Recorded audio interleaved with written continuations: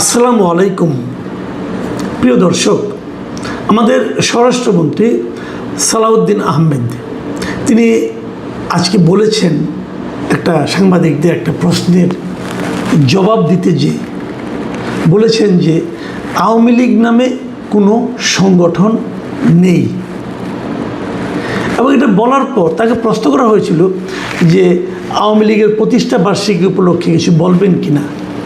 এরকম একটা প্রশ্নের জবাব উনি বলেছেন আওয়ামী লীগ নামে কোনো সংগঠন নেই, তাই নিষিদ্ধ আওয়ামী লীগ উল্লেখ করার কথা জানান তিনি। মানে উনি বলতে বলেছেন যে আপনারা যে প্রশ্নটা করছেন এটা আওয়ামী লীগ কথাটা বললেন না, নিষিদ্ধ আওয়ামী লীগ বলেন। মানে আওয়ামী লীগ নামে কোনো সংগঠন নাই। কথাটা কেমন লাগলো আপনাদের কাছে? এটা কি আপনাদের কাছে খুব সেন্সিবল একটা স্টেটমেন্ট মনে হলো, অথবা এটা কি সালাউদ্দিন সাহেব কিন্তু খুবই প্রাজ্ঞ লোক, অভিজ্ঞ লোক এবং জ্ঞানী লোক, এবং উনি ঢাকা ইউনিভার্সিটি আইনের ছাত্র ছিলেন, আইনের উপর ওনার অগাধ জ্ঞান, এবং জাতীয় সংসদে আমরা প্রায়ই দেখি উনি আইন বিষয়ক অনেক প্রশ্নের জবাব দেন। নিজে স্বরাষ্ট্রমন্ত্রী কিন্তু আইন বিষয়ক, সংবিধান বিষয়ক অনেক প্রশ্নের জবাব, ম্যাক্সিমাম প্রশ্নের জবাব উনিই দেন। কাজে ওনার জ্ঞানের মাত্রা নিয়ে আমার কোনো প্রশ্ন নেই। আমার খালি কেবল প্রশ্ন যে আওয়ামী লীগ নামে কোনো সংগঠন থাকবে না কেন? ধরেন একজন লোকের নাম, মনে করেন আবুল, ধরা যাক আবুল সাহেব একটা খুনের আসামি। এখন আমি যদি বলি যে আবুল সাহেবের যে খুনের মামলা হচ্ছে এটা কী হবে, উনি বলেন আবুল নামে কোনো লোক নাই, বলেন যে অভিযুক্ত আবুল, অথবা বলেন খুনের আসামি আবুল। ভাই এটা তো হলো না, নাম তো চেঞ্জ হবে না। আওয়ামী লীগ আমলে আওয়ামী লীগ কিন্তু জামাতকে নিষিদ্ধ করেছিল শেষ দিকে এসে। বিএনপির বিরুদ্ধে নানা ধরনের অভিযোগ ছিল আওয়ামী লীগের, এবং তারা বিএনপিকে নানা ধরনের অভিযোগে অভিযুক্ত করতো। তো তখন কি তারা বিএনপি বলতো না, নাকি বলতো অভিযুক্ত বিএনপি? এটা কেমন কথা হলো? একটা দল, তার দলের নাম তো থাকবে। আওয়ামী লীগ বলতে কোনো সংগঠনই নাই, এই কথাটা উনি কী করে বললেন আমার বুদ্ধিতে কুলায় না, আমি এটা বুঝতে পারি না।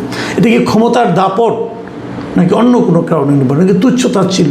দেখেন রাজনীতিতে এই আওয়ামী লীগ আমলে আমরা দেখেছি, আওয়ামী লীগের শাসন আমলে দেখেছি ওবায়দুল কাদের সাহেব অথবা হাসান মাহমুদ সাহেব বিএনপিকে খুবই তুচ্ছতা ছিল, নানা ধরনের স্টেটমেন্ট দিতেন। এবং আমি নিজে বহুবার বলেছি যে এটা গণতন্ত্রের ভাষা হতে পারে না। একটা দল তাকে আপনি এই তুচ্ছতাচ্ছিল্য করতে পারেন না। আপনি আজকে ক্ষমতায় আছেন, কালকে থাকবেন না, এবং তাই হয়েছে। ওনারা এখন ক্ষমতায় নাই। এখন যারা ক্ষমতায় এখন আছেন ওনারা কি ওই ওবায়দুল কাদের, হাসান মাহমুদকে অনুসরণ করবেন, নাকি প্রকৃত গণতান্ত্রিক ধারাকে অনুসরণ করবেন? আচ্ছা, আওয়ামী লীগ বলতে কোনো সংগঠন নাই, তাহলে আগামীকালকে 23শে জুন উপলক্ষে এক সপ্তাহের জন্য দেশের 6টা জেলায় সেনাবাহিনী নামাইলেন কেন? আওয়ামী লীগ বলতে তো কিছু নাই, তা নামাইলেন কেন?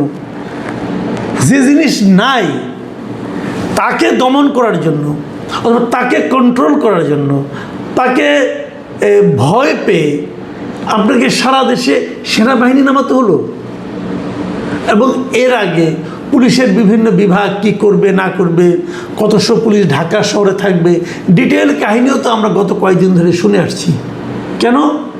যে সংগঠন নাই সেই সংগঠনের প্রতিষ্ঠা বার্ষিকীকে থামানোর জন্য ভয় পেয়ে আপনারা এই একদম যুদ্ধ রব নিয়েছেন, যুদ্ধ সাজ করেছেন, অথচ যার জন্য করেছেন সেরকম কোনো সংগঠন তো এক্সিস্টই করে না। কেন ভাই? এই যে বিষয়গুলো না, এই বিষয়গুলোকে আমার কাছে গণতান্ত্রিক মনে হয় না। আওয়ামী লীগের রাজনৈতিক কার্যক্রম নিষিদ্ধ করা হয়েছে। কে করেছে? অন্তর্বর্তীকালীন সরকার করেছে। অন্তর্বর্তীকালীন সরকার যেটা ছিল এই ডক্টর ইউনূসের, তারা প্রথমত আওয়ামী লীগের বিরুদ্ধে একটা মামলা করতে চেয়েছে, এবং সেই মামলা করার জন্য আওয়ামী লীগ দল হিসেবে আওয়ামী লীগের বিরুদ্ধে মামলা করার জন্য তারা সন্ত্রাস বিরোধী আইনটাকে চেঞ্জ করে ওখানে সংশোধনী এনেছে।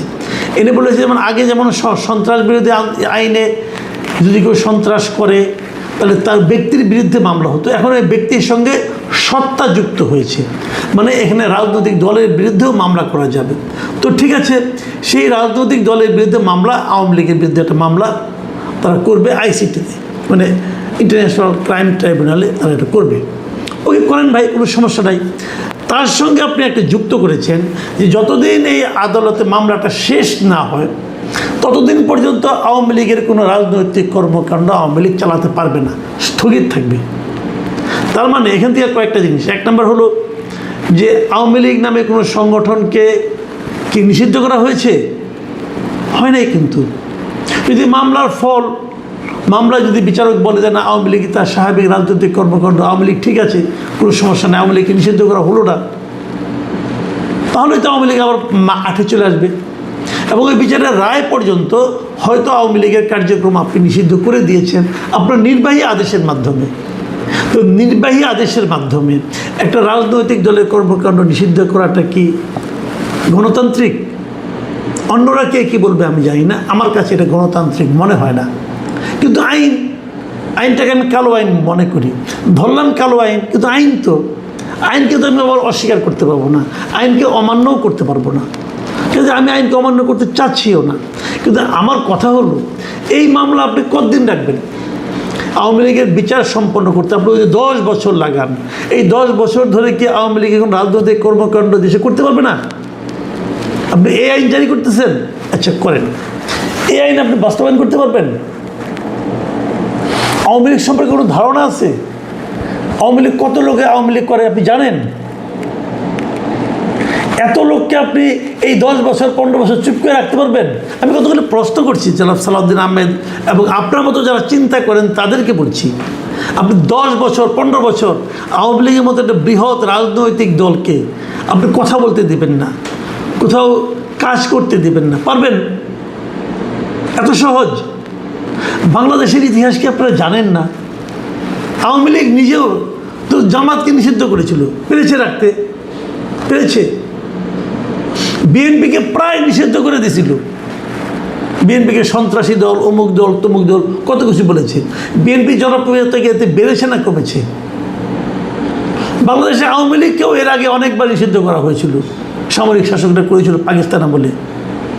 এই সমস্ত যতবার নিষিদ্ধ করা হয়েছে ততবার কি একটা দলের জনপ্রিয়তা বাড়ে না কমে?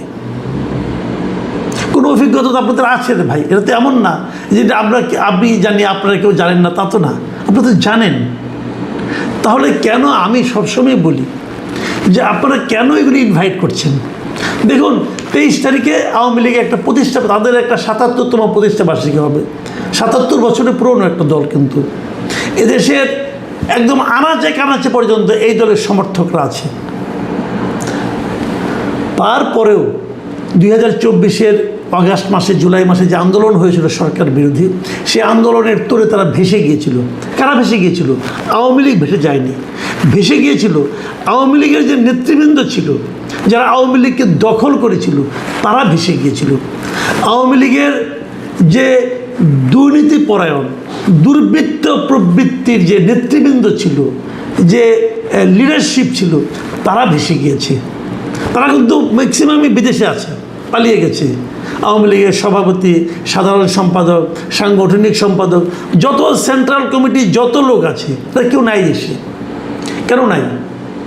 নাই এই কারণে তারা এত এত অপরাধ করেছে, এত এত অন্যায় করেছে, তারা চিন্তা করেছে দেশে থাকলে তাদের সমর্থন তারা পাবে না। ওই সময় যদি আওয়ামী লীগকে আসতে দেওয়া যেত যে আওয়ামী লীগ এখন মাঠে থাকবে, জনগণ সিদ্ধান্ত নেবে আওয়ামী লীগ থাকবে কি থাকবে না, সেটা হতো সবচেয়ে গ্রহণযোগ্য একটা পথ।